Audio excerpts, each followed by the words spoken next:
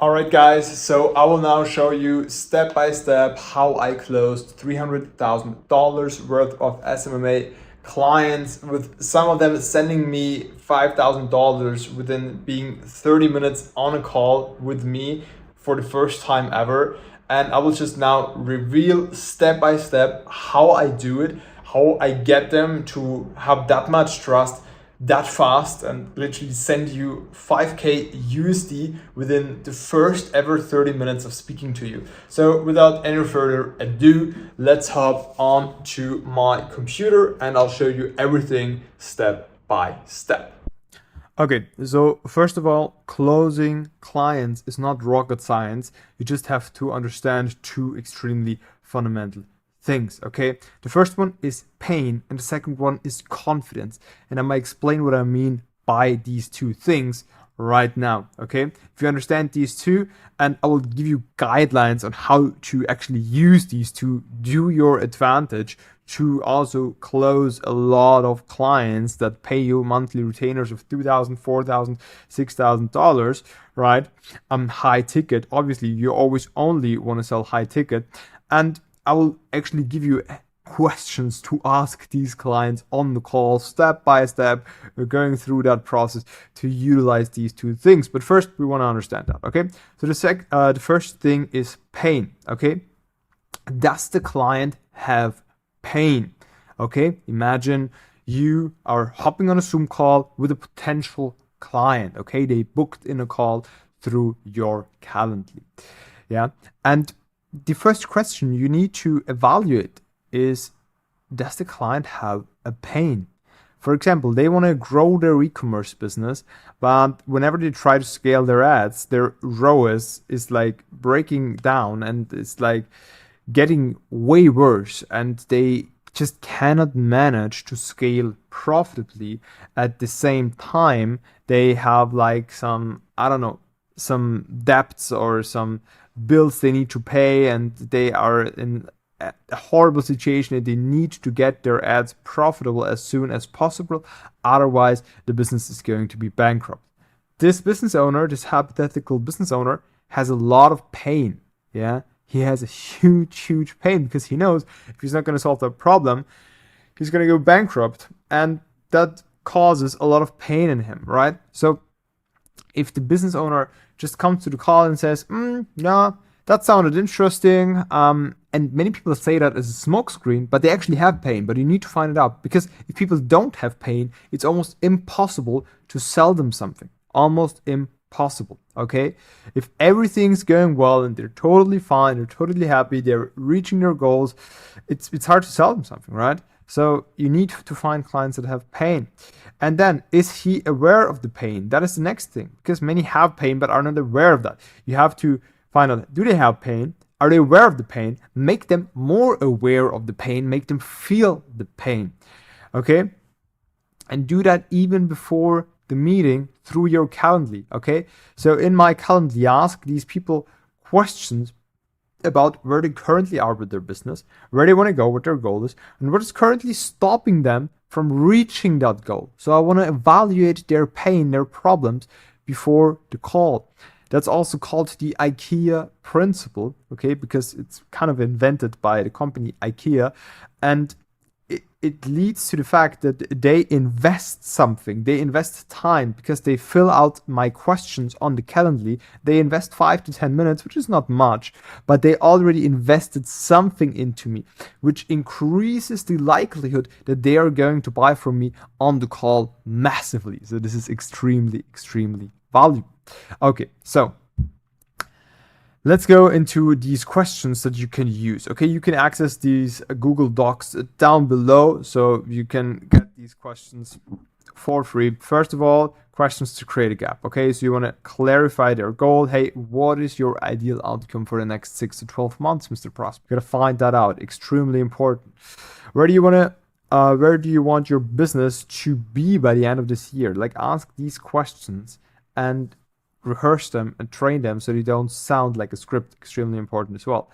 Identify the current challenges, okay? So that's the gap, okay? So they have a goal, that's where they want to be.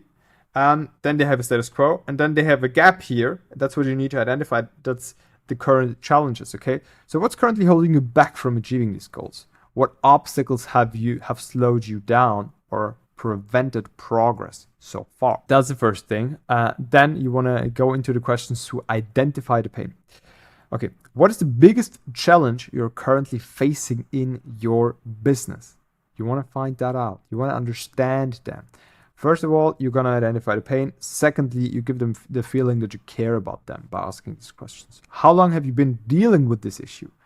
You increase their perception of the pain because people are often not aware that they're already dealing with this issue since 6 months.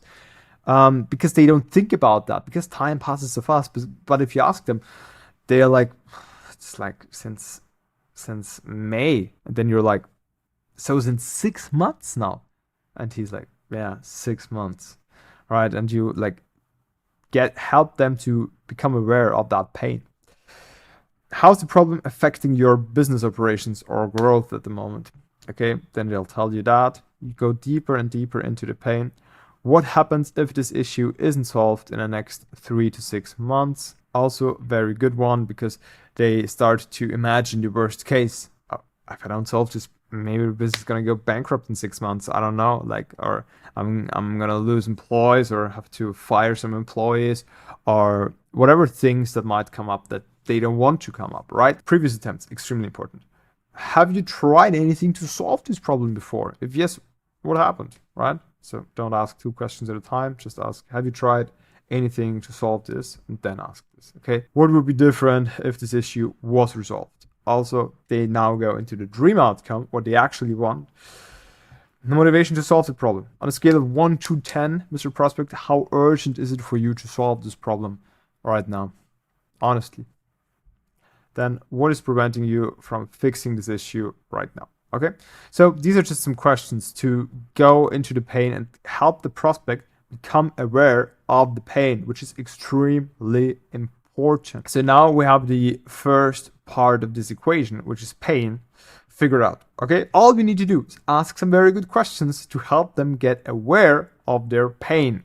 Okay, right. So what we need to do next is we need to increase their confidence, okay, that you can end his pain by solving the problem. Okay, and that's the fundamental question here of part 2. Does the client, the potential client, have confidence that you can end his pain by solving the problem? How can you now do that? Okay, how can you help the client increase his confidence in your ability to solve his problem? First thing, case studies. If you have very good case studies, show the clients the case studies, okay? And people need time to process things. So one of the most powerful things that you can do is showing them the case study even before the call. This is extremely, extremely powerful, okay? If they book in the call through Calendly, which I recommend, have an automation where it sends them a case study video, a quick loom like this, where it just shows some client results, okay? That is it. Send that to them before the call and have a subject line of the email of like, important, watch this before our meeting, okay? Something like that, okay? So make sure they watch that before the meeting. This will help you have clients come into the calls with you that are already kind of pre-sold. And that's how it's possible to get them to send you 5K within 30 minutes of having the first Zoom call ever, right? That's what I've done. Like, that's what happens with my potential clients, right? And yeah, that only works if they are kind of pre-sold before they come on a call, right? Okay, so you can do that with case studies. This is extremely important. So the first thing is logic. Second thing is you, okay? So the more emotional part of the business, of the decision-making process of your prospect. You as a person, if they don't trust you, you will not be able to make a deal with them, okay? Won't work, okay? So 3 most important things here.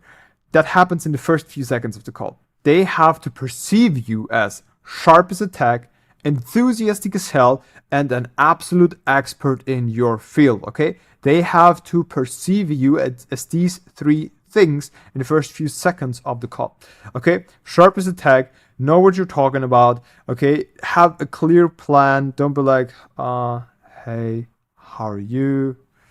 Okay, be really sharp as a stick.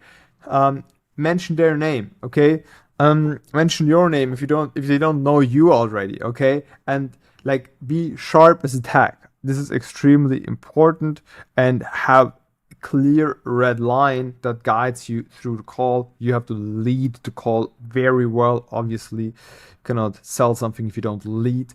And then enthusiastic as hell. Be enthusiastic. Okay, you're helping them solve their problems. Time to have some enthusiasm about that.